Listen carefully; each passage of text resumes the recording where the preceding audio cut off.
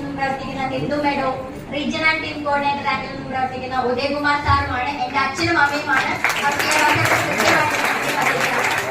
എന്റെ ഡിഗ്രി വിദ്യാഭ്യാസ കാലത്തിന് ശേഷമാണ് ഈ ഒരു ബിസിനസ് എനിക്കായിട്ട് ഏറ്റെടുത്ത് ചെയ്തത്. കാരണം മറ്റൊന്നുമല്ല, നമുക്കറിയാം 2020 കോവിഡ് വന്നിരുന്നു. കോവിഡ് വന്നിരുന്ന സമയത്താണ് കറക്റ്റ് ഡിഗ്രി പാസ്ഔട്ടായിരുന്നത്.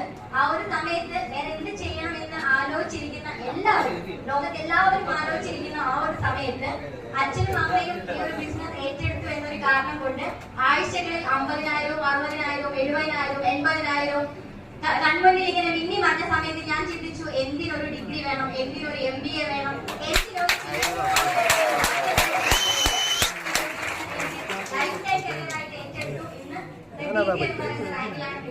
അതിന് എന്നെ ഏറ്റവും കൂടുതൽ സപ്പോർട്ട് ചെയ്യുന്ന എന്റെ അപ്ലൈൻ ലീഡേഴ്സ് ആയിട്ടുള്ള പ്രജേഷ് സാറും ഈ ഒരു അവസരത്തിൽ ഹൃദ്യമായിട്ടുള്ള നന്ദി പറയുകയാണ്. അതോടൊപ്പം തന്നെ ഇവിടെ വന്നിട്ടുള്ള അസോസിയേറ്റ്സിനോടും നന്ദി പറയുന്നു.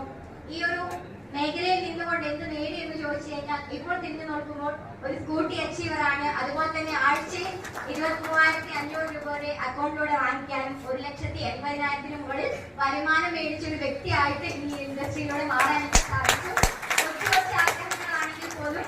ഇന്ന് നേടിയെടുത്തുകൊണ്ട് ഇന്ന് സഞ്ചരിക്കുന്നതും അതുപോലെ തന്നെ ഒരുപാട് ഡ്രീംസോട് കൂടിയാണ് സഞ്ചരിക്കുന്നത്. എന്റെ ഡ്രീം എന്താണെന്ന് പറഞ്ഞു കഴിഞ്ഞാൽ വേറെ ഒന്നുമല്ല, ഒരു ITC ആവുക, ITC ആകുന്ന സമയത്ത് ഒരു റേഞ്ച് റോവർ സ്വന്തമാക്കുക എന്നതാണ് ഡ്രീം എന്ന് പറയുന്നത്.